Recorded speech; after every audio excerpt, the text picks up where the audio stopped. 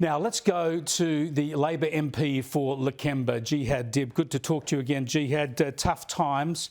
You're, of course, in one of those areas that's super locked down within southwestern Sydney.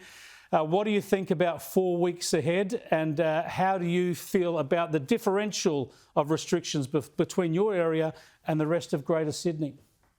Yeah, well, good to talk to you again, Chris. And you're right, we're smack bang in the heart of it here. And mate, it is tough. It is extremely tough. People are doing it really difficult for a long time. And with today's further restrictions announced, I think, I can't imagine a time when I've seen so many people who are just down, who are just getting in contact with me, who are just not sure what the future holds. So they're extremely worried about that. And in terms of some of the good stuff, at least like today, we actually saw one of the vaccinations hubs open up at the local Lakemba Mosque, which is a good thing. You know, we're starting to see more of the testing, which is really important, but we do need to increase that. We need to get people's results back to them. Biggest concerns that I've had come to me today, and I've been dealing with it all day, and I completely understand where they're mum. These are mum and dad people. These are sole traders, but basically the tradies who just feel that, for them, that's it.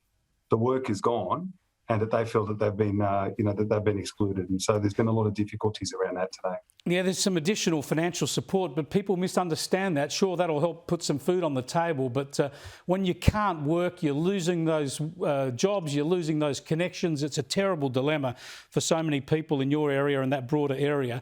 I want to ask you about politics as well. We've heard late today that Parliament's been scrapped for next month, so Parliament won't be sitting again in New South Wales until September. Is that the right move, or should you be keeping people accountable in Parliament at the moment? Well, I just saw that email before, and I noticed that our manager of opposition business, Ron Honig, has talked about it as well. And I think he raises a good point that surely by now we would have thought that we could find a way that we could technologically get together. I mean, we seem to be able to do everything that we can remotely.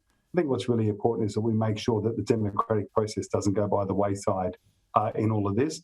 Look, I'm willing to give a little bit of room. I understand that we've got to be pragmatic and realists, but surely we can be able to sort this out. And I think that's what people would expect of us as well. So, people are meeting in various ways. I'm sure we could find some way that we can make that happen with the Parliament. And back to the point that you made earlier, especially about the fact that there is more additional support. And of course, that's really important. And finally, that's come on board. But one of the people that I was speaking to, I was actually speaking to the wife of a sole trader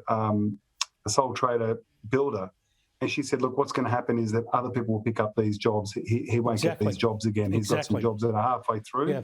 There's some real issues that I've got, especially if people are within the LGAs. Like, we understand that we've got a problem here, but they're willing to do rapid testing, they're willing to do what it is that they need to do.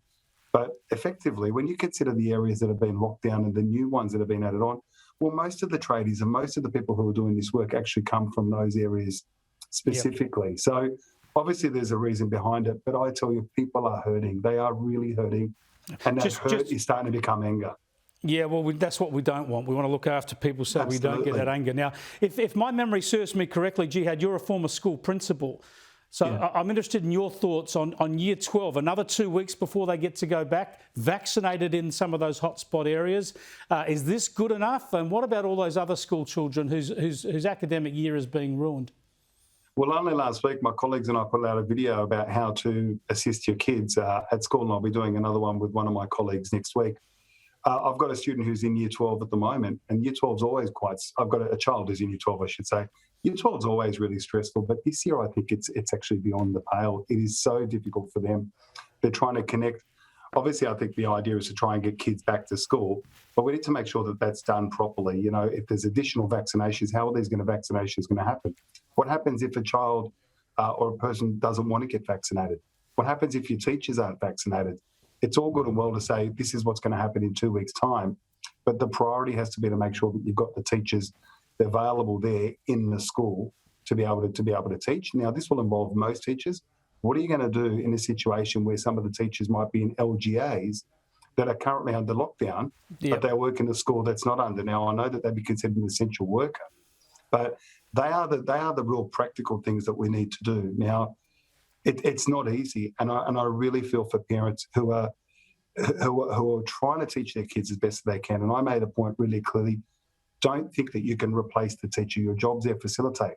Now, that's easy for me to say as a teacher with teenage kids, But for the person who's got kids who are in primary schools and kindy and so forth, they've literally got to be there the whole time. And the volume of emails and calls that I receive from people wanting help specifically about that, just tips, is absolutely It's so phenomenal. difficult. It's so difficult, It's and the stakes really are so difficult. high. Thanks for joining us, Jihad. We'll keep tabs no worries. on all this. Thanks very Chris. All much. the best, Jihad mate. Dib there, Thank the you. Labor Thank you. member for Lakemba in southwestern Sydney.